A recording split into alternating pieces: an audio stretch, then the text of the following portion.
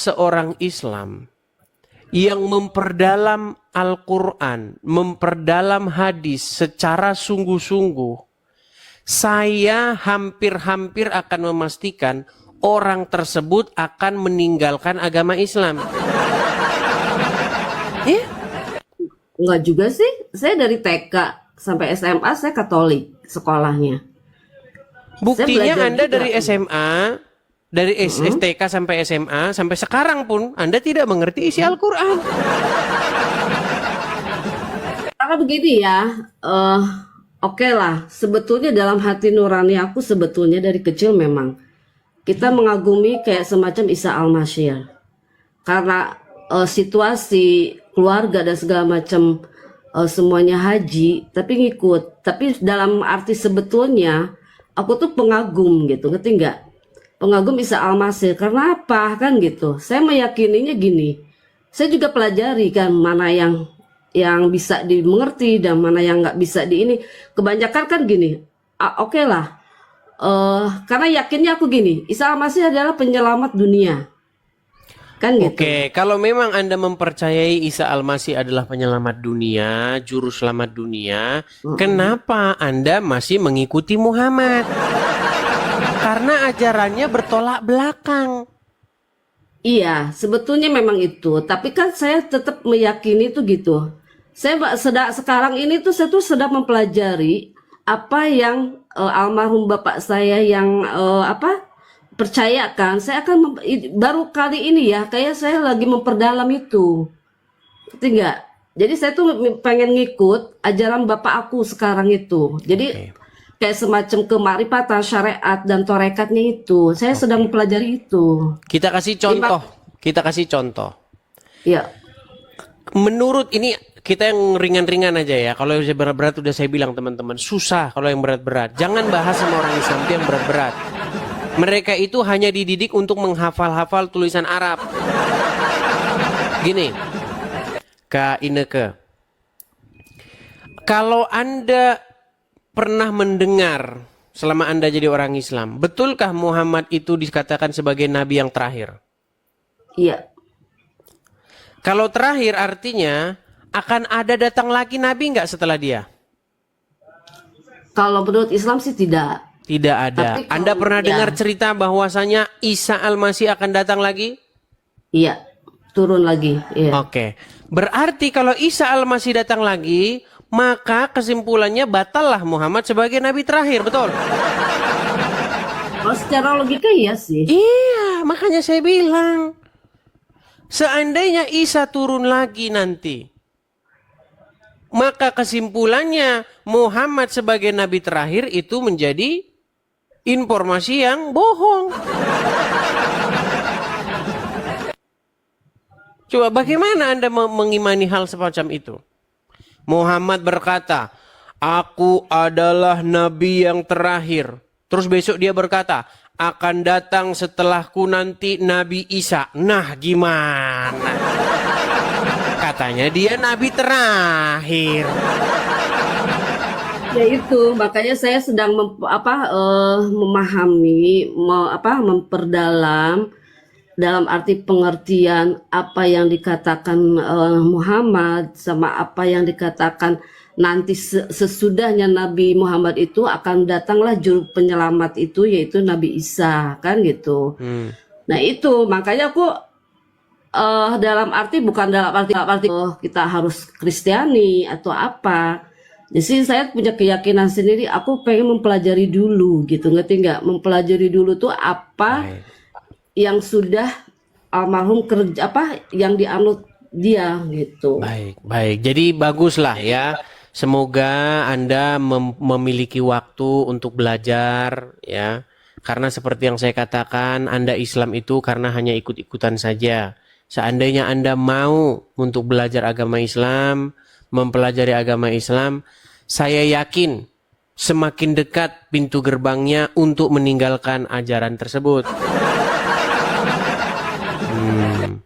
Karena memang apa yang diajarkan oleh Muhammad dengan apa yang diajarkan oleh Isa itu berbeda, bertolak belakang. Misal nih, saya kasih contoh misalnya.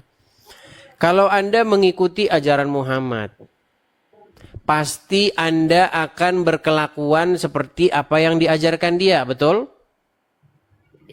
Oke, pernah dengar ajaran-ajaran Muhammad yang aneh-aneh? Banyak sih. Banyak, dan ternyata dia sudah mengakui. Ajaran Muhammad yang aneh-aneh dia sudah mengakui.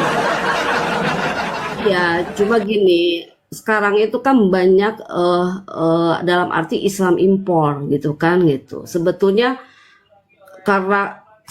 yang paling bagus itu yang mengimani, bukan mengimani ya, yang bisa tembus ke dalam dirinya Tuhan itu sendiri, yaitu para wali dengan Nabi Muhammad sebetulnya. Karena sekarang banyak Islam dipleset-plesetin atau ditambah tafsir-tafsir. Jadi kebanyakan itu ulama-ulama atau ustadz itu dia bukannya mempelajari isi dalam Al-Quran itu, tapi menafsirkan dia sendiri gitu. Sebetulnya yang aku pelajari seperti itu gitu. Jadi sebetulnya kalau memang ustadznya benar dia ngikut apa yang dikatakan Al-Quran, sebetulnya bagus. Karena ini sekarang banyak imporan gitu, apa Islam impor, ya begitulah gitu. Jadi tafsir sama hadis tuh ya gitu, karena tafsiran sama hadis, kalau saya lihat tuh seperti itu aja sih. Baik.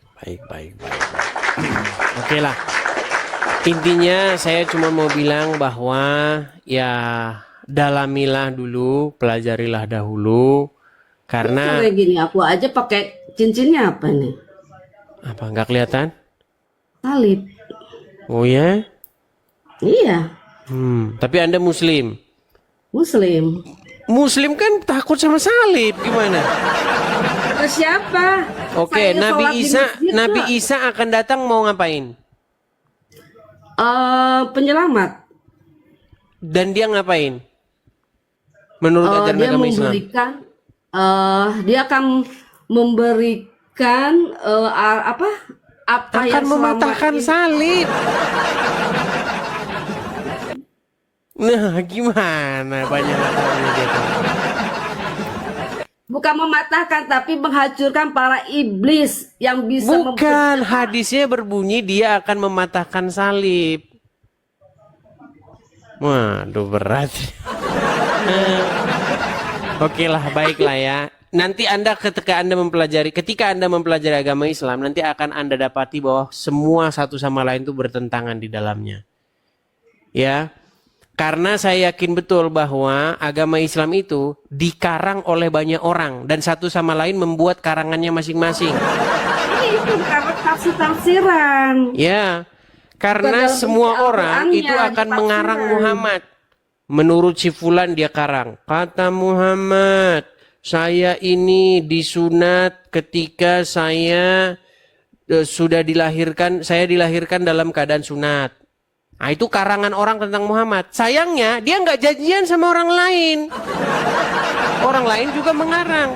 Muhammad berkata bahwasanya dia disunat oleh malaikat. Nah, satu bilang Muhammad terlahir dalam keadaan sunat. Satu bilang Muhammad disunat Nah, itulah malaikat. Yang yang satu bikin- bilang Muhammad disunat Ya Abdul itulah Muthalib. yang bikin orang tuh kayak gitu, dibikin-bikin sebetulnya, Iya, ditambah-tambah. ketika Anda sudah menyadari itu, kenapa Anda tidak meninggalkan agama Islam? Tidak selalu harus meninggalkan Islam, tapi harus kita tuh tahu Tuhan itu ada di mana, tahu Tuhan itu ada diri sendiri kita, itu aja. Wah, berarti Anda sudah membuat Tuhan sendiri. Oh enggak juga, enggak. Kita lihat aja. Kalau kita melihat Tuhan berarti melihat diri kita sendiri aja. Karena apa? Karena kita ciptaannya itu aja. Karena Ya, sifatnya Tuhan itu ada di dalam diri kita, itu aja. Baik, tetapi yang jadi masalah, kenapa Anda di detik yang sama masih menjadi Islam? Kalau menurut agama Islam, Tuhan ada di Mekah. Loh, tidak percaya dia, teman-teman. Enggak juga. Coba sekarang saya tanya. Ngapain mesti jauh-jauh cari Tuhan? Tuhan itu ada di diri kita sendiri. Bukan salah, kalau menurut Muhammad ada di Mekah. Enggak lah, itu mah cuma tafsiran Tidak orang-orang. percaya. Enggak, Sekarang enggak, saya enggak. tanya, kenapa umat Muslim berbondong-bondong ke Mekah? Ya itu karena sebetulnya itu ya itulah dibikin belok-belok. Sebetulnya dia itu para Berarti wisata sesat orang-orang muslim yang sebetulnya. pergi ke Mekah. Enggak juga, Nah, karena enggak udah juga kan, bingung. Gini, ada sebuah hadis yang berkata begini, barang siapa yang sholat di Masjid Nabawi, maka dia pahalanya itu 1000 kali lebih banyak daripada sholat di tempat lain. Kalau Anda sholat di rumah, ya pahalanya itu 1. Tapi kalau Anda sholat di Masjid Nabawi, pahalanya 1000. Nah, banyak nggak orang muslim ngejamin. percaya. Nggak ngejamin sih. Kalau menurut aku nggak ngejamin juga sih. Iya, tetapi kalau dipikir-pikir secara mendalam, itu tiada lain tiada bukan adalah bisnisnya orang Arab.